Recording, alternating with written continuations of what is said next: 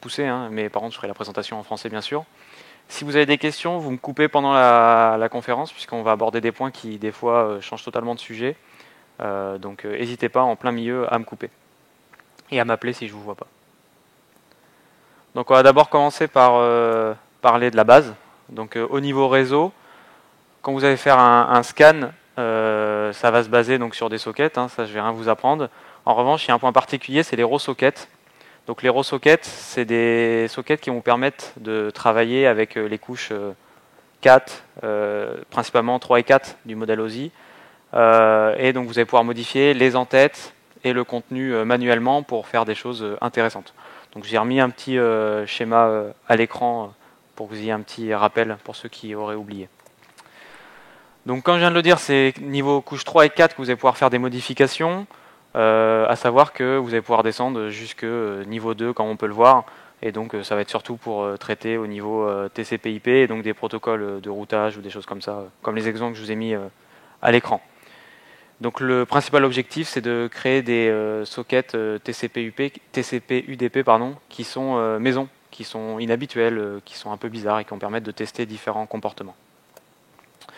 Petit rappel pour ceux qui auraient oublié le modèle OSI, même si je pense que tout le monde le connaît par cœur ici. Juste pour vous rappeler les protocoles en fonction de chaque couche réseau. Donc là, on voit, comme je viens de vous en parler, donc au niveau 3, les protocoles que je viens de vous citer, et ceux qu'on va pouvoir traiter, TCP/UDP, TLS éventuellement, et tous ceux qui sont au-dessus, bien sûr, vous allez pouvoir vous amuser avec et faire des choses sympathiques. Donc le fait de faire des sockets, des raw sockets, ça vous permet 3 actions principales qui sont liées entre elles. La première, c'est d'activer ce qu'on appelle le mode de proximité. Donc sous Linux, vous pouvez le faire également via le flag IFF promisc. Et donc ça vous permet de capter tout le trafic qui est autour et que vous captez sur votre carte réseau tout simplement, pour voir tous les paquets qui passent et tout leur contenu visible bien sûr. Donc ça permet d'amener à faire du sniffing, forcément, c'est l'objectif.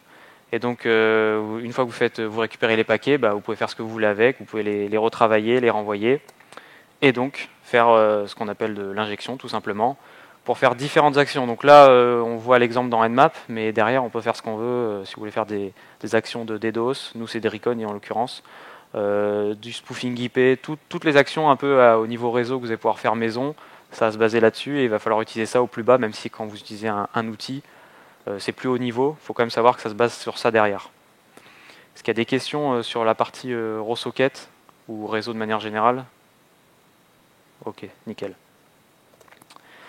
Donc on va directement attaquer les différents modes de scan qui existent, leurs différences, leurs avantages, inconvénients. Et pour ça, il faut d'abord vous rappeler quand même ce que c'est TCP/UDP. Hein. Bon, j'ai pas forcément de doute sur vos connaissances. Juste la partie à droite, donc SYN, SYN ACK, ACK, j'imagine que c'est good pour vous. La partie à gauche, ça va être assez intéressant de voir un comportement sur le scan UDP, puisque souvent les gens ne savent pas pourquoi le scan UDP est bien plus long que le scan TCP. En tout cas, ils ont une idée qui n'est pas toujours la bonne. Donc, rappelez-vous bien de ce schéma, c'est la base. Donc le premier, également l'un des plus utilisés, hein, le SS, sans allusion, qui est le scan TCP/SYN, et donc qui va vous permettre tout simplement de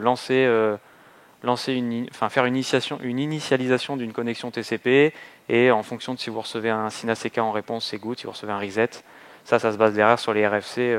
J'imagine que vous connaissez tous par cœur les RFC, donc j'ai pas besoin de revenir dessus. Tac. Donc le scan qui est souvent mis en face, et des fois les gens ne savent pas trop la différence, ils se disent c'est deux scans TCP, non. Le scan ST, TCP Connect, il va permettre surtout à des utilisateurs qui sont non privilégiés, donc qui n'ont pas les droits route par exemple sur une machine, de lancer un scan TCP. Pourquoi? Parce que lui va faire la connexion TCP complète. Il va utiliser l'API Connect pour le faire, il va faire le fameux SYN, SYN ACK, et puis ensuite il va continuer sa transaction. Et donc, c'est pas bloqué ça en termes de comportement. Parce que ce qu'il faut savoir, c'est que le scan, le premier que je vous mets là-haut, lui, maintenant, il commence à être de plus en plus détecté et bloqué par les différents systèmes de filtrage qui existent, hein, quels qu'ils soient, puisque forcément, c'est pas très légitime de commencer une requête et de se barrer ensuite. Hein. On se fait vite détecter. Donc, le premier, c'est le mieux si vous pouvez l'utiliser si vous avez les privilèges. si vous ne faites pas détecter, mais il y a quand même le deuxième au cas où, si jamais vous ne pouvez pas faire le premier. Il faut quand même le savoir. Ensuite, le scan UDP. Donc, faut pas oublier de faire les deux. Hein. Scan TCP, c'est bien. Scan UDP, c'est bien. Les deux, c'est mieux. C'est beaucoup plus lent. Et ça va permettre de découvrir tous les services qui peuvent se baser sur de l'UDP. Là, je vous en ai cité quelques-uns. Juste par petit sondage comme ça, qui sait ici, de manière sûre, pourquoi le scan UDP est plus lent que le scan TCP? Alors, merci de ne pas tricher, Guillaume. Ok. Soit vous avez peur de ne pas trop le savoir. On va voir ça tout de suite. Donc le scan UDP, qu'est-ce qu'il fait? Il va vous envoyer donc une socket comme on l'a vu avant. La seule différence, c'est que le header, il est vide. Et en fonction du type de retour qu'il y a ICMP, ben, on va pouvoir identifier si le port il est ouvert, filtré, fermé, puisque c'est ça les trois états qu'on peut avoir en retour. On peut avoir ouvert, ça porte bien son nom. Filtré, ça porte pas forcément bien son nom, puisque filtré, c'est soit effectivement qu'il y a un système de filtrage, mais ça peut être également qu'il est ouvert ou fermé. C'est juste que le moteur n'est pas capable de vous indiquer l'état précis du port. Donc attention à ne pas faire d'allusion rapide. Et close, ça porte bien aussi son nom. Les codes ICMP, pour des raisons de temps, je ne vais pas approfondir. Je vous ai mis ici donc c'est du type 3. Hein. Je vous ai mis les codes pour savoir si c'est ouvert, filtré, fermé. C'est très bien de le savoir parce que vous allez voir dans la RFC ICMP, pour ceux qui sont intéressés, pourquoi est-ce que c'est ces codes-là qui vous indiquent l'état du port. En revanche, si vous balancez juste un scan, c'est pas non plus intéressant d'aller aussi loin. La petite chose à savoir quand même, c'est que comme je le mets là, il y a des soucis quand vous faites un scan, souvent de rate limited, qui sont soit pour des raisons de flux, hein, de bande passante, de systèmes de réseau qui sont un peu défectueux, mais également de systèmes de protection. De plus en plus de systèmes évitent l'envoi de 300 millions de paquets par seconde, et donc ils mettent une limite au nombre de requêtes. Donc il ne faut pas oublier que si vous recevez un closed sur un port, par exemple, ça peut également venir du fait que vous n'avez pas eu encore de réponse. Donc soit que vos paquets n'ont pas été transmis, c'est l'UDP, hein, vous savez comment ça marche, soit qu'il y a un délai qui est trop long, et donc lui a considéré que bah non, c'est fermé, j'ai pas eu de retour, alors que ça peut être juste lié au fait du timeout, soit au contraire que bah, il n'a pas eu de retour parce que tout simplement il n'y a pas eu de retour qui a été envoyé, donc c'est bien fermé. On verra après pour les petites différences. Alors pour augmenter la rapidité du scan UDP, bah, il n'y a pas de miracle, on ne va pas réécrire les différents protocoles. En revanche, pour limiter ce que je viens de vous dire, vous pouvez éventuellement utiliser le host timeout pour éviter que les autres que vous allez scanner qui sont vraiment lents vous embêtent vraiment pendant votre scan. Donc vous mettez un timeout à vous de définir en fonction de la vitesse que vous avez besoin pour exécuter votre recherche. Vous déterminez un timeout précis et comme ça, bah, ceux qui répondent, qui mettent trop de temps pour répondre, on les squeeze et on passe au suivant parce que sinon on prend trop de temps.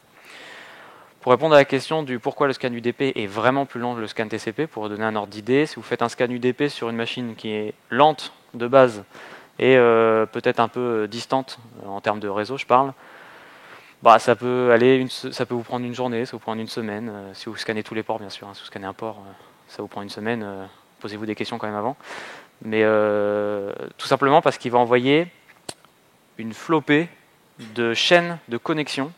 C'est pour ça que je vous disais de bien vous rappeler du schéma TCP/UDP. UDP, vous envoyez une requête, vous avez un retour, ou non, en fonction du système, ou customisé. Et donc pour l'UDP, il va envoyer des chaînes de connexion préétablies. Donc ça, comme je l'ai indiqué après, dans Nmap, dans le moteur Nmap, il a une liste avec toutes les chaînes de connexion connues, pour tel ou tel service, pour le DNS, pour telle ou telle version, etc. Et il va les tester, il va les tester. Et si quand il a un retour, eh ben, il peut déterminer que c'est tel ou tel service, etc. Et donc, contrairement au TCP où on initie une connexion et en fonction du retour, on va le comparer, bah, vous comprenez que si on doit envoyer 1 million de requêtes pour avoir un retour, alors qu'on en envoie une et qu'on le compare à un fichier d'1 million de lignes, il y a une différence. Il y en a un où on est local, il y en a un où on passe par le réseau. Et en plus de ça, comme je l'ai dit juste avant, il y a des problèmes de rate limited qui sont souvent mis en place de manière volontaire maintenant sur les appareils. Donc c'est ça la raison qui fait qu'un scan UDP est vraiment plus lent qu'un scan TCP. Alors là, on a 3 petits scans souvent ignorés, bypassés, où on est en mode ouais c'est bien, ça existe, mais qui sont en fait assez utiles. J'ai simplifié ici pour des raisons de temps une fois de plus, mais également parce que ça nécessite une lecture de la RFC pour comprendre le pourquoi ça marche comme ça, mais je vous ai mis quand même les points principaux. Les 3 scans en question, c'est les scans TCP nul, FIN et XMAS, et donc ils se basent sur une vulnérabilité de la RFC 793, dont je vous ai mis le lien en bas si jamais vous avez du mal à vous endormir. Et donc, ce qu'il faut savoir, c'est que si un port est fermé, à ce moment-là, si on envoie un reset, on doit recevoir un reset. J'espère que... Enfin, quand je dis si on envoie un reset, c'est si on envoie un paquet dans lequel le flag reset n'est pas activé, donc c'est-à-dire un paquet mal formé, il faut comprendre comme ça pour simplifier les choses, on est censé recevoir un reset. Imaginez, j'arrive vers vous pour vous serrer la main, mais j'arrive en fonçant vers vous. Bon, a priori, vous allez vous écarter. Donc voilà, c'est un peu un espèce de signal pour limiter les échanges un peu chelous. Donc si vous envoyez un paquet chelou, il est censé vous envoyer un reset en échange. Ça, c'est très très important. Pareil, un paquet qui n'a ni SYN, ni ACK, ni RST, donc c'est des flags qui sont dans les paquets. Pareil, si jamais vous avez des questions, vous pouvez me les poser, ou également aller voir dans les RST, c'est très très bien indiqué pour le coup, il y a les schémas et vous allez voir tous les flags. Donc là-dessus, c'est assez simple. Et bien ça va amener au même comportement, à savoir recevoir un reset. Pourquoi c'est très important? Parce qu'aujourd'hui, quand vous faites une box, vous avez un comportement d'il y a 10-15 ans sur les machines. C'est-à-dire que vous faites un scan agressif, il vous retourne sans problème le résultat. Faites ça sur une machine en vrai, vous allez être bloqué à votre première requête. 2, vous allez avoir un résultat qui va souvent être un résultat de filtrage par un pare-feu, par quelque solution que ce soit.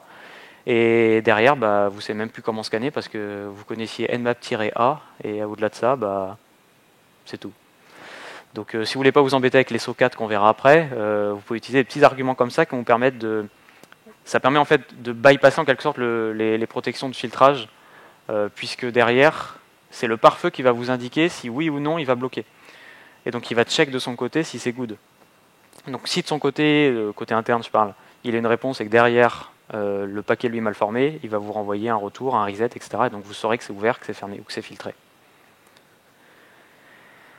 Également, on a le mode SN, donc du TCP nul, où je précise ici que c'est le flag FIN qui est activé dans la connexion, donc c'est-à-dire un signal de fin de connexion tout simplement. Le SX c'est FIN, push et urgent. Et normalement, je précise pour l'autre. Non, je ne l'ai pas précisé, mais en gros, c'est le même principe pour XMAX. XMAX, il faut le voir comme un sapin de Noël côté réseau. Il active tout ce qu'il peut, puis il voit ce que ça retourne. Et donc ces 3 scans-là, ils sont faits pour vraiment étudier le comportement de filtrage, surtout quand on a des pare-feux. Donc gardez-les bien en tête, ils sont extrêmement importants. Je reprécise les codes ici si jamais vous étiez intéressé. Il y a un petit mode sympathique et qu'on va détailler en fait à la fin de la presse, qui est le mode zombie, le mode scan IDLE, vous l'appelez comme vous voulez, qui est très intéressant, qui était très utilisé il y a une dizaine d'années et qui, du fait que les gens ne savent plus comment fonctionne le réseau, on a l'impression, revient en fait au goût du jour, parce que les constructeurs se disent que c'est pas super de sécuriser les appareils. C'est plutôt cool de pouvoir attaquer. Alors ça, c'est une petite slide que j'ai rajoutée assez récemment. Comment Nmap fait pour identifier les versions d'un service qui tourne sur un port précis? Est-ce que ici, quelqu'un ou qui sait comment précisément fait Nmap pour identifier une version qui tourne sur un port? Toujours autant de monde. En fait, c'est pas magique, comme je le dis. En revanche, c'est assez long et c'est pour ça que quand vous faites le fameux "-s" minuscule pour les scripts V pour version, ça rajoute beaucoup de temps. On va voir ça pourquoi. Parce qu'il se base sur une liste en fait, comme pour je vous expliquais il y a 2 secondes pour l'UDP, il se base sur une liste. Hop, il a une liste de patterns. Alors ce coup-ci, c'est des patterns greppables, c'est sous forme de regex. Et donc il a toute une liste de regex. Et ensuite, il va comparer le retour qu'il y a avec les regex présentes. S'il y en a une qui match, ça correspond à tel service, telle version, un serveur DNS en version 1.7 par exemple. Et donc il vous affiche ça. C'est le fameux truc où vous voyez le port 80 est ouvert, c'est un Apache 249. Et voilà, c'est grâce à ça. Et également, des fois, j'imagine qui d'entre vous a vu un retour Nmap sur un SV ou un "-a, etc., qui vous affichait un paquet de lignes incompréhensibles à moitié en URL encoding, etc. Qui a déjà vu ça en retour Nmap? J'imagine, pas mal de monde. En fait, c'est tout simplement parce qu'il n'a pas matché avec une des regex qui était présente dans son fichier. Donc il ne faut surtout pas bypass ce qui est retourné en fait. Ce qui est retourné, c'est juste qu'il n'a pas réussi à identifier. Donc vous avez juste à lire. Imaginez, c'est écrit « Je suis un Apache ». bah, du coup, vous savez que c'est Apache. Alors qu'avant-hier, vous bypassez la ligne en vous disant putain, c'est relou ce bloc-là, il me fait chier pour automatiser mes scripts. Bah non, en fait, c'est juste que c'est lui qui vous permet d'identifier manuellement c'est quoi le retour. C'est la chaîne directe qui a été retournée par la machine d'en face. Donc là, voilà, c'est ce que je viens de vous expliquer. En soi, il va se baser sur toutes ces regex pour identifier toutes les informations qu'il y a en retour. Quelques petites choses intéressantes. Si c'est du RPC qui est en face, notamment pour ceux qui ont fait peut-être un CTF récemment, ils auront l'allusion, je te regarde pas du tout, et ben, vous pouvez faire le paramètre SR pour faire un scan RPC qui correspond exactement à la commande RPC info-p. Et donc ça va vous permettre de spécifier encore un peu plus, d'aller plus loin dans le scan sur un service si c'est du RPC. Et ça se base sur le programme SunRPC qui est le programme de base pour faire de l'identification RPC, etc. Et enfin, le fameux A là, que tout le monde connaît. Je précise ici que ça fait "-SV". En réalité, c'est pas le cas, c'est un peu différent. Le "-A", je dois le préciser un peu plus loin, c'est "-O", "-traceroute", et il y en a un autre, mais je le reprécise à la fin.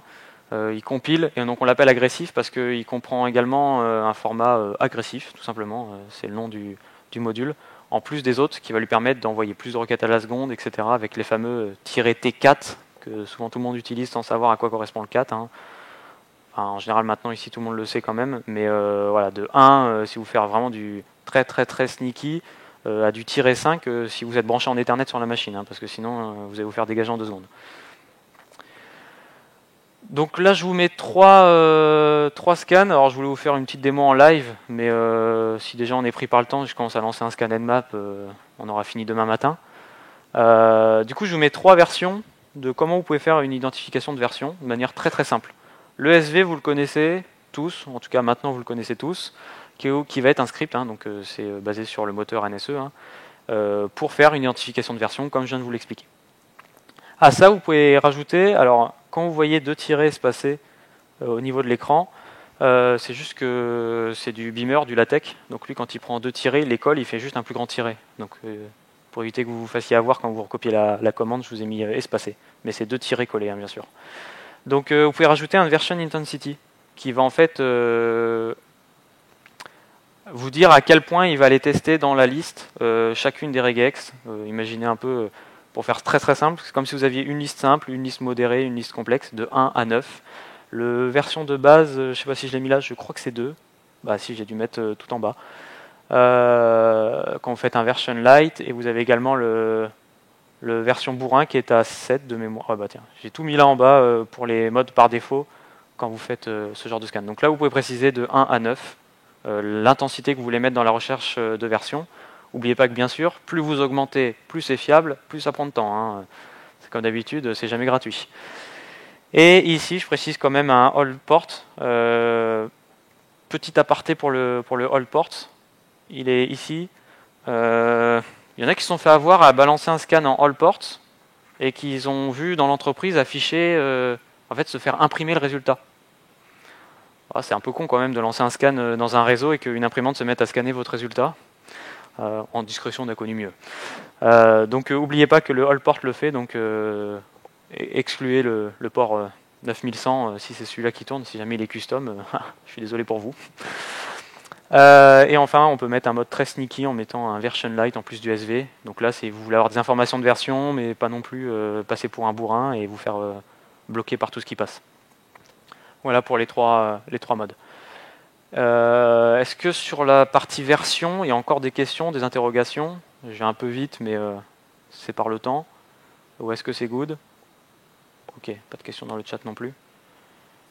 Nickel. Donc on pourrait aller bien plus loin avec cet outil qui a quand même presque 25 ans. Il faut regarder, ça doit être 97, la première date de release. Même moi, j'étais pas né. Aïe aïe aïe. Du coup, on pourrait étudier les scripts NSE, mais ça nécessiterait presque un workshop à soi-même. On pourrait étudier les versions, il y en a, mais énormément. Je vous ai mis une petite cheat sheet à la fin, si jamais il y en a qui sont intéressés, je pourrais vous la mettre. Mais vraiment de 10 points, juste, c'est les paramètres à connaître sur le bout des doigts et qui vous seront utiles pour vous sauver par moment. Et enfin, si jamais vous êtes intéressé, que vous sentez d'un coup une passion pour Nmap, et ben, vous pouvez faire partie de la communauté, puis améliorer le code du moteur, hein. Bon, il y a déjà beaucoup de monde qui travaille dessus, il faudra commencer à être chaud en code, hein. Et vous pouvez développer des dépendances exactement si vous voulez faire des petits trucs custom pour vous. Donc comme je vous disais tout à l'heure, on va parler du scan IDLE, donc, ou l'attaque zombie, pour donner un petit nom drôle, non officiel hein, d'ailleurs, qui est donc un mode, le mode SI, comme on l'a vu tout à l'heure, de Nmap, et qui permet de faire quelque chose de très très drôle. Et donc, je le précise ici, il est très très différent parce qu'en réalité, c'est pas un scan classique où vous allez dire bon bah je veux scanner tel hôte et voilà, tu me renvoies le résultat, c'est classique et on passe à la suite. Non, pas du tout. C'est un scan qui est en fait totalement discret. On ne peut pas se faire repérer quand on sait l'utiliser. Vous allez voir pourquoi après il y a un petit trick, ça n'a pas oublié parce que sinon ça tombe à l'eau dès le début. Mais il est totalement à l'aveugle. Pourquoi? Parce qu'il va servir d'un host pour se faire passer pour lui. Donc le cas concret d'utilisation, vous êtes rentré sur un réseau d'une entreprise, de qui vous voulez. Vous n'avez pas beaucoup d'accès, mais vous avez détecté des machines. Vous avez détecté, par exemple, imaginons, si vous voulez pas taper bourrin, mais où est à peu près le serveur AD ou un truc à peu près sensible. Et vous ne pouvez pas le scanner vous, parce que si vous lancez un scan Nmap depuis un poste client, hein, vous imaginez bien qu'il y a des petits trucs qui vont passer, genre un IPS ou un IDS, et qui vont vous dire hey, t'es qui toi? Donc du coup, vous vous dites ah ça pourrait être sympa, mais pour ça, il faut trouver un autre. On verra après que c'est pas si facile. Et autre chose également qui est très intéressant avec l'attaque zombie, qui est souvent oubliée, c'est qu'il permet d'avoir une très bonne connaissance des relations qui sont dans le réseau, qui sont liées au point que je viens de vous citer juste avant, puisque si vous pouvez lancer un scan zombie depuis tel hôte, ça veut dire que soit il est très proche en réseau, tellement proche qu'il n'y a pas de sonde entre les deux, soit qu'il fait partie d'un ensemble qui est non protégé. Et c'est cette partie-là qui va souvent nous intéresser, puisque ça va faire partie de la cible qu'on va utiliser pour faire le zombie. Petite chose quand même à savoir, c'est que par défaut, il utilise le port 80. Donc si jamais le port 80 est utilisé sur votre machine, ça va un peu moins bien marcher, hein, oubliez-le pas quand même, ça serait bête de dire que l'attaque zombie ne marche plus alors que c'est juste que votre port est déjà utilisé. Qui ici connaît l'IP-ID, le fonctionnement de l'IP-ID? Ah c'est bien, il y a du monde. Non, Guillaume, baisse la main s'il te plaît. Donc l'IP-ID, c'est tout simplement l'identificateur des IP, pardon. En termes d'enchaînement, c'est-à-dire que vous allez envoyer, vous faites des requêtes, etc. Ben, ça va s'incrémenter au fur et à mesure. C'est cette incrémentation-là qui est très intéressante dans le cas de cette attaque, puisque si elle est incrémentale, vous faites un échange, ça fait 1, vous faites un deuxième échange, ça fait plus 2, enfin plus 1, pardon, on amène à 2, etc. etc. C'est là que vous allez pouvoir faire cette attaque. On va voir dans quel contexte c'est précisément. Et donc je reprécise en bas le petit point quand même, enfin les deux derniers points là, qui sont les points qu'on a déjà vus avant, mais n'oubliez pas ce comportement qui est vraiment le comportement pour le coup ici qui va être le seul qui va nous permettre d'identifier le retour, parce qu'on n'a aucun retour. Donc c'est que si le port il est ouvert, et ben à ce moment-là, on envoie un signe, on reçoit un signe ACK, et ensuite on a notre reset si c'est close. Ça jusqu'à là a priori c'est good, on l'a déjà vu. Et en bas, si on envoie un signe ACK, pas un signe, hein, pas une initiation, juste un signe ACK, théoriquement, on est censé recevoir un reset. Je dis bien théoriquement, si c'est bien configuré. Et comme on l'a vu tout à l'heure, si j'envoie juste un reset, bah en fait, j'arrive vers vous, je vous dis au revoir. Vous allez juste me regarder, vous n'allez même pas me répondre. Donc du coup, il n'y a pas de réponse si on envoie juste un reset. Donc du coup, comment est-ce qu'on identifie un port ouvert via une attaque zombie? Eh ben, on va d'abord communiquer avec notre petit zombie.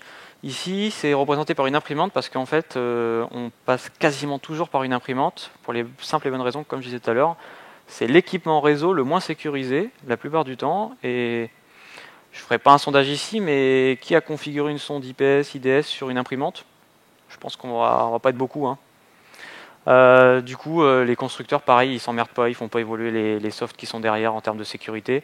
Donc on retrouve encore bien souvent, même sur des modèles très récents d'imprimantes, des IP-ID qui sont incrémentales. Parce que cette notion d'IP-ID, elle a été oubliée, mais en réalité sur les imprimantes, ça n'a pas évolué. Sur nos PC, si vous scannez un PC, un serveur qui est assez récent, il va être aléatoire, justement pour éviter ce genre d'attaque, de prédiction, etc. Par contre, sur les imprimantes, ça passe encore assez souvent. Donc on va envoyer un signe ACK. Pourquoi? Parce que si on envoie un signe ACK, on sait qu'on recevra un reset. mais en fait, dans cette réponse du reset, moi, je vais avoir l'IP ID. Et c'est la seule info que je voulais, en fait. Et donc, du coup, je vais recevoir un IP ID. Ici, l'exemple, il est à 31 337. Incroyable. C'est le 31 337e échange. Information essentielle de la soirée. Et donc, du coup, une fois qu'on a ça, on peut passer à la suite. La suite, c'est quoi? C'est d'aller faire envoyer un SYN depuis le zombie. Donc bien sûr, c'est nous qui l'envoyons, hein, on n'a pas encore de RCE sur l'imprimante, hein, ça serait incroyable. Du coup, on spoof tout simplement notre IP par celle de l'imprimante. Ça peut paraître tout con, croyez-moi, ça marche. Et donc, quand on envoie un SYN, on reçoit un SYN ACK, quand c'est ouvert, on est dans le cas ouvert, hein, oubliez-le pas. On reçoit un SYN ACK et donc on envoie un reset. Pourquoi est-ce que l'imprimante envoie un reset? Bah, tout simplement parce que, comme je l'ai dit juste avant, et c'est le cas de la première étape, si un appareil reçoit un SYN ACK, eh ben, il renvoie un reset parce qu'il n'a même pas demandé de communication, donc il ne sait pas de quoi il parle. Et donc du coup, on voit que ça s'incrémente au niveau de l'IP ID, parce qu'il y a des échanges qui sont faits entre les deux. Et ben, c'est l'information qu'il nous fallait, donc nous on va renvoyer un petit SYN ACK à l'imprimante, et cette imprimante, bah, gentiment, va nous renvoyer un reset, hein, qui va nous permettre de récupérer l'IP ID. Et donc on voit que l'IP ID est passé de 31 337 à 31 339, incrémentation de 2, signification a priori, on verra pourquoi l'a priori, que le port est ouvert. C'est bon pour tout le monde. Est-ce qu'il y a des questions, des doutes? Est-ce que j'ai besoin de répéter un ou deux trucs? Tout est OK? Je vérifie le temps quand même, on est good. Ensuite, on passe au port fermé. Première étape, ça ne change jamais, hein. On envoie SYN ACK, on reçoit un reset, ça nous permet d'avoir l'IP ID. Ça, on a l'habitude. Deuxième étape, le début ne change pas. On envoie un SYN à notre cible en se faisant passer pour l'imprimante dans notre cas. Sauf que bah, le port est fermé, donc si on envoie un SYN port fermé, on reçoit un reset. Un seul échange, l'imprimante n'a pas besoin de répondre, elle reçoit un reset. On n'oublie pas, je reçois un reset, j'ai rien demandé, j'ai rien vu. Ça veut dire quoi? Ça veut dire que notre IP ID s'est incrémenté seulement de 1. Il y a eu un seul échange entre les deux, il n'y a pas eu le retour de la réponse. Et donc, comme il n'y a qu'une seule, il y a un en plus, pardon, on peut dire que notre port est fermé. Comme d'habitude, a priori. Enfin, le dernier mode, le plus chiant, le mode filtré, qui des fois nous apprend pas grand-chose. Première étape, ça change pas, je vous apprends rien. Deuxième étape, en fait, c'est j'envoie mon SYN, comme d'habitude, et j'ai pas de réponse. Comme je disais tout à l'heure, j'ai pas de réponse, ça veut pas dire que c'est fermé, ça veut pas dire que c'est ouvert, ça veut pas dire grand-chose, pour résumer. Je récupère, je vois qu'il y a une incrémentation de 1. Est-ce qu'il y a quelque chose qui vous a choqué dans les trois modes là? Ouais. Ouais, est-ce que tu sais pourquoi? Tout simplement parce que l'échange qui est comptabilisé, c'est celui que j'ai envoyé moi. Quand j'envoie juste un reset, il n'est pas comptabilisé. Dans l'étape d'avant, celui qui est comptabilisé, c'est l'échange que j'ai refait avec l'imprimante pour récupérer l'IP ID. Le reset qu'il a répondu, bah, c'est juste un reset, il n'y a pas eu d'échange. Donc l'IP ID n'est pas incrémenté. Est-ce qu'il y a autre chose qui vous choque? Pour définir l'état du port surtout, hein, pour ne pas cibler la question. Rien? Ouais. Ouais. Je fais comment pour l'identifier? Quelqu'un a une idée de comment est-ce qu'on peut faire pour identifier?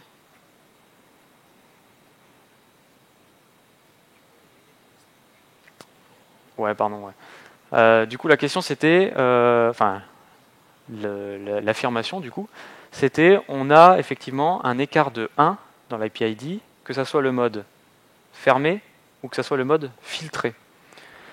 Du coup, bah, on peut se demander comment je fais pour différencier les deux. En fait, la réponse est simple. Ah, je peux pas. Donc voilà. Ça pourrait vous paraître con et vous dire, bah, au final, ce mode c'est de la merde et j'ai pas le retour de ma commande. Parce que effectivement, le but d'un Nmap, théoriquement, c'est avoir le retour. On se dit, bam, on a le retour, on identifie les versions, c'est sympa, on est bien, on lance notre exploit, ça marche, on est route, hop, yes, j'ai une box.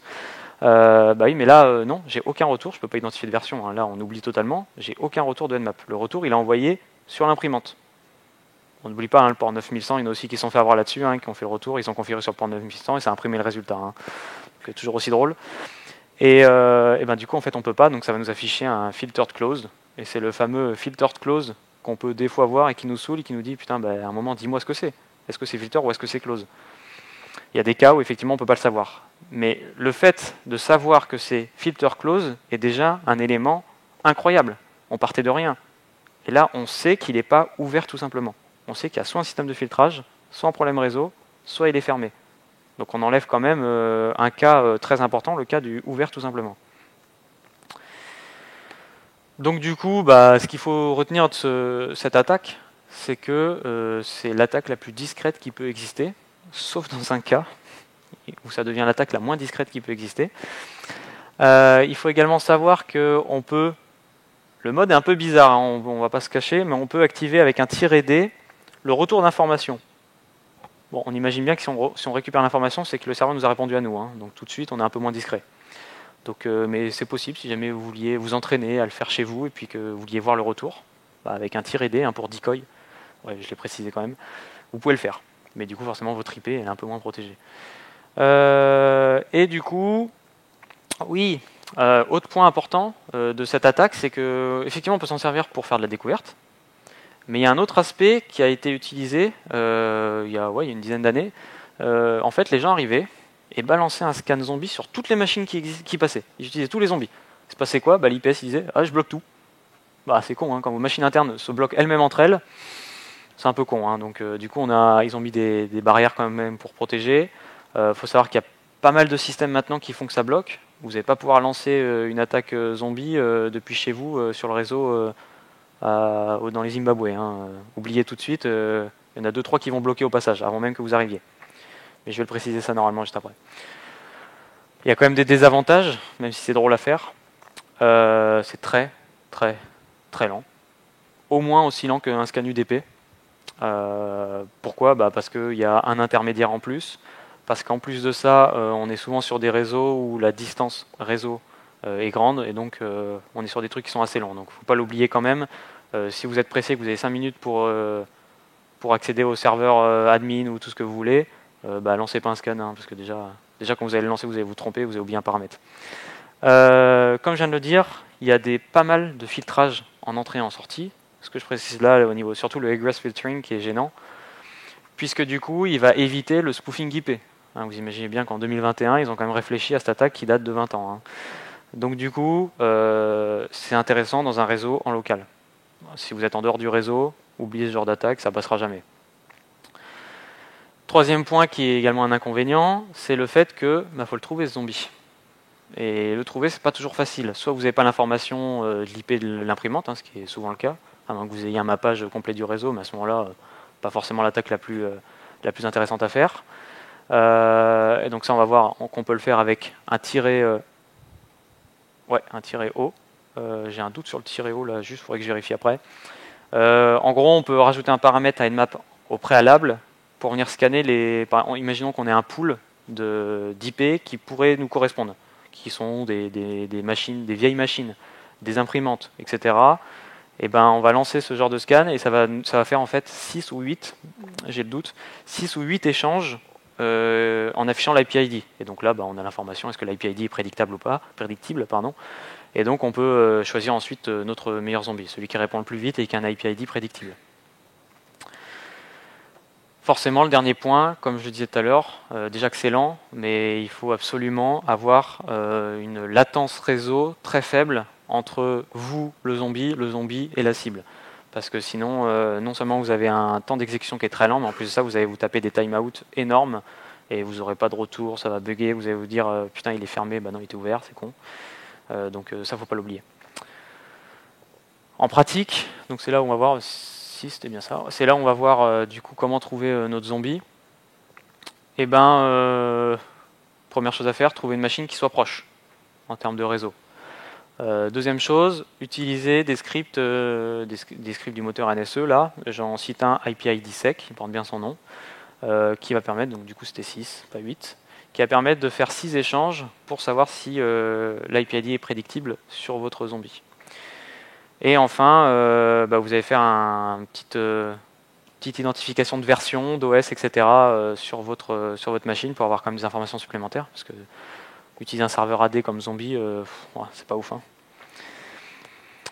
Ensuite, vous allez pouvoir lancer votre petit scan avec le paramètre SI et tout simplement commencer à faire votre petite reconnaissance.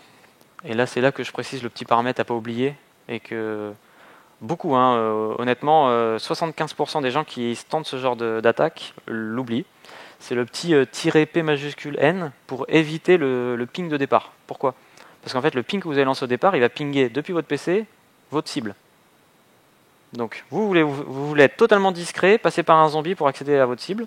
Vous commencez par quoi? Vous commencez par pinguer votre cible. Bon, a priori, vous avez déjà vu, vous n'avez même pas lancé l'attaque. Donc surtout le "-pn", ne pas l'oublier, ça serait un peu con. Et bien sûr, après, on peut choisir le port qu'on veut, surtout bien le choisir, en mettant 2 points le numéro du port après l'IP. Ça, c'est relativement simple. Si vous êtes chaud, vous vous dites super, c'est incroyable cette attaque, je veux la faire, mais je veux aller plus loin, je veux la faire manuellement. Bon, c'est possible. Vous pouvez utiliser l'utilitaire hping. Qui connaît hping ici? Un mec qui connaît hping? Qui utilise hping? Ah, la main ne se lève plus, mince. Donc hping, un utilitaire réseau relativement simple pour effectuer des échanges réseau relativement haut niveau quand on se place du côté socket. Mais c'est bien plus bas niveau que les utilitaires que vous pouvez utiliser au quotidien, bien sûr. Et donc là, l'exemple que je vous mets, c'est comment faire pour faire un spoofing, donc l'attaque IDLE, sur une machine. Donc vous allez cibler la 172.16.0.100 en vous faisant passer par la 105. Et je précise en bas pourquoi est-ce qu'il y a le "-S" et le "-C". Le "-C", c'est pour éviter d'en envoyer 500. Et le "-S", c'est pour faire un TCP SYN. J'espère que vous vous rappelez pourquoi un TCP SYN et pas un TCP Connect. Pour lancer votre connexion. Si, ça affiche juste en dessous. Si vous voulez aller encore plus loin, vous pouvez le faire avec SOCAT. Alors là, je pense qu'il y aura peut-être un peu plus de monde. Qui connaît SOCAT? 2 personnes, c'est beau. 3 personnes qui utilisent SOCAT. Et... oh là, c'est beau, c'est très beau. Tu vas nous faire la démo en live du coup.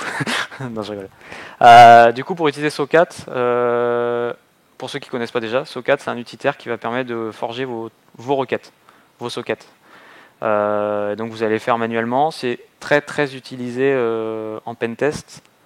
Quand je dis en pentest, c'est pentest manuel, c'est-à-dire que vous n'avez rien, vous n'avez aucun outil, vous devez le faire manuellement. Et vous allez pouvoir faire tout ce que vous voulez avec. Là, je donne des exemples. Je précise qu'on peut faire de l'extraction de data, on peut monter des serveurs. Tout ce qui est réseau, en fait, vous pouvez le faire avec SOCAT. C'est plus ou moins long, forcément. C'est un outil qui est extrêmement intéressant. Et je considère qu'on soit admin 6, qu'on soit pentester ou juste des personnes qui sont intéressées par ce genre d'outils, c'est super bien de le connaître et de savoir l'utiliser parce que c'est relativement simple au final à utiliser et c'est hyper puissant et ça peut vous permettre de vous sortir vraiment de la misère des fois. Vous êtes en mode putain, je sais pas comment on fait, j'ai pas mon outil, je sais pas m'en sortir. Vous sortez un petit SOCAT, déjà c'est beau parce que personne ne le fait et en plus de ça, vous sortez de votre merde surtout. La fameuse cheat sheet, je vais pas vous la lire bien sûr. Donc là je vous remets juste les principaux paramètres, je dirais, à connaître, mais c'est surtout ceux à connaître par cœur. Il y en a certains que j'ai pas cités, surtout au niveau des ports par exemple. Comment est-ce qu'on fait tout simplement dans Nmap pour préciser un port? En faire un "-p". N'oubliez pas de le coller parce que ça aussi c'est le classique. On peut préciser, j'ai mis le nombre, c'est le numéro que je voulais mettre, le numéro du port, voilà, tous les ports que vous voulez. On peut également préciser le nom du service qui a priori tourne derrière, ou encore faire de la wildcard. La wildcard par exemple c'est pratique pour du HTTP. Si vous voulez chercher HTTP et HTTPS, vous mettez HTTP étoile et puis il va vous chercher tout ce qui est en HTTP et HTTPS ou HTTP quelque chose. Également on peut utiliser le top ports. Le top port c'est quoi? Nmap, comme d'habitude, c'est relativement simple comme outil derrière ce qui tourne. Il a une liste qui est souvent, entre guillemets, mis à jour, qui est les ports les plus utilisés, je vais finir ma phrase, les ports les plus utilisés jusqu'au port le moins utilisé, donc tout ce qui est dans les 60 000, etc., sachant qu'il s'arrête en gros, il me semble que la liste va jusqu'à 1000, il doit prendre les 1000 premiers, il les trie par ordre, et il le met à jour de temps en temps. Et donc vous pouvez préciser top ports 10 par exemple, vous devez absolument torcher un truc en 2 secondes, vous devez faire une petite recon Nmap rapide, vous mettez un top port 10, et comme ça vous allez avoir les 10 ports les plus utilisés au moment où vous le lancez, qui vont être scannés sur votre machine. Et après, vous pouvez faire automatiquement, si vous voulez juste les 100 premiers pour un scan rapide, un petit "-f", majuscule, et c'est good. Les versions, on en a déjà vu. On peut également préciser le OS scan guess. Si vous balancez un "-o", il vous retourne rien de probant, etc. Vous pouvez aller plus loin, le forcer à chercher en mettant un OS scan guess. Le agressif, donc c'est celui que je vous disais tout à l'heure avec le "-sc", c'était celui que j'avais oublié tout à l'heure, qui va vous permettre, je ne vais pas dire de bêtises, je vais le check juste après. En gros, ça doit être lui qui permet de faire le truc intensif que je vous disais. Donc le "-o" pour la version, le traceroute pour afficher tous les comme la commande traceroute, hein, tous les IP qui entrent entre deux pour amener à votre cible. Il y a beaucoup d'options avec le ping. Il y en a beaucoup qui utilisent Nmap pour commencer. Ils balancent un Nmap pour pinguer.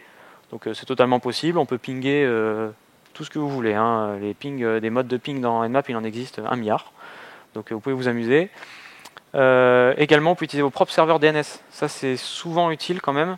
Si par exemple, dans un cadre de pentest, vous avez un serveur DNS qui a fuité ou qui est exposé, en tout cas, ce que je veux dire par fuité, qui est exposé en public, et ben, vous allez vous en servir pour scanner. Parce que si vous utilisez Google, il ne va pas vous reconnaître plus que ce qu'il a déjà. Donc si vous avez un truc qui peut être intéressant, vous pouvez préciser vos propres serveurs DNS. Je reprécise les petits scans sympathiques qui permettent de faire des choses drôles avec les firewalls, les systèmes de filtrage. Sachant que vous pouvez même gérer vos propres flags de vos paquets directement avec scan flags, auquel vous avez balancé tout l'arsenal que vous voulez pour activer tel ou tel flag. Enfin, on a l'attaque IDLE, on l'a déjà vu, et surtout le spoof MAC, vous pouvez le faire également en paramètres de Nmap, si jamais vous avez un filtrage là-dessus. Bon, c'est assez rare honnêtement, mais c'est quand même bien de le savoir que ça existe. Il y a une chose ici que je reprécise, dont j'ai juste parlé rapidement tout à l'heure, c'est les NSE. Qui ici utilise les NSE? Donc les NSE, hein, c'est les scripts dans Nmap. Ok, j'aurais pensé plus que ça. Alors, pour être honnête, tous ceux qui utilisent Nmap utilisent les scripts. Puisqu'en fait, quand on fait un "-s" minuscule quelque chose, c'est un script NSE, c'est juste qu'il est simplifié pour aller plus vite. Mais en tout cas, j'imagine que ceux qui ont répondu, c'est ceux qui utilisent le "-script égal, avec des trucs classiques comme vulners, si je ne me trompe pas du nom, qui permet d'avoir un... Les scripts NSE, ils vont vous permettre de faire une recherche spécifique, en tout cas custom, sur certains champs, certains types de ports, TCP, UDP, etc. Puisque vraiment, on peut choisir ce que vous voulez. Nmap, c'est un outil pour créer des sockets trafiqués. Donc après, vous en faites ce que vous voulez. Donc je précise ici comment on fait pour l'utiliser, mais honnêtement, ça nécessiterait presque une journée de conf complète si vous vouliez maîtriser les scripts NSE sur le bout des doigts. Et il existe 4 types de scripts, mais c'est extrêmement puissant. En général, on apprend une fois, on fait notre script custom, et après on n'y retouche plus trop, ou alors on utilise un script déjà existant comme vulners, etc., qui permettent de faire un truc à peu près sympa, mais pour des box. C'est ça qu'il faut oublier. Les scripts qui sont préexistants, les gros scripts comme vulners, c'est des scripts qui sont hyper agressifs, qui vont dans tous les sens. En conditions réelles, vous utilisez ça, vous vous faites matraquer tout de suite. Par contre, il y a plein de petits scripts qui sont super utiles, autres que ceux qui sont simplifiés par DSS, ST, SC, etc. et qui vous permettent vraiment d'aller très très loin dans vos commandes Nmap et détecter seulement ce que vous cherchez et pas vous faire repérer. Enfin, si j'ai bien compris, il y en a qui s'amusent bien sur les sorties Nmap lors d'examen. Du coup, vous pouvez préciser bien sûr une output si vous voulez automatiser vos recherches ou tout simplement garder les résultats pour après, hein, parce que ça c'est le classique de lancer un Nmap et de changer de fenêtre. Du coup, "-o" pour l'output classique, mais la plus utilisée maintenant c'est "-ox" pour faire une sortie XML. Est-ce qu'à tout hasard ici il y en a qui utilisaient "-og" majuscule? C'est bien, vous êtes des bons gars, vous êtes à jour. Parce qu'en fait, "-og" c'était le plus utilisé, mais qui est totalement déprécié maintenant. Maintenant, on passe par de l'XML, pardon. Et c'est ce qu'il faut faire parce qu'après, de toute façon, elle va disparaître. Donc si jamais vous utilisiez "og", il faut oublier, passer sur "ox". J'ai essayé d'aller vite. Il me reste encore quelques minutes quand même pour avoir l'occasion de répondre à certaines questions, certaines interrogations ou autres que vous pourriez avoir sur Nmap ou sur l'énumération réseau de manière générale. Donc, si jamais vous en avez, n'hésitez pas. Ouais. Hmm.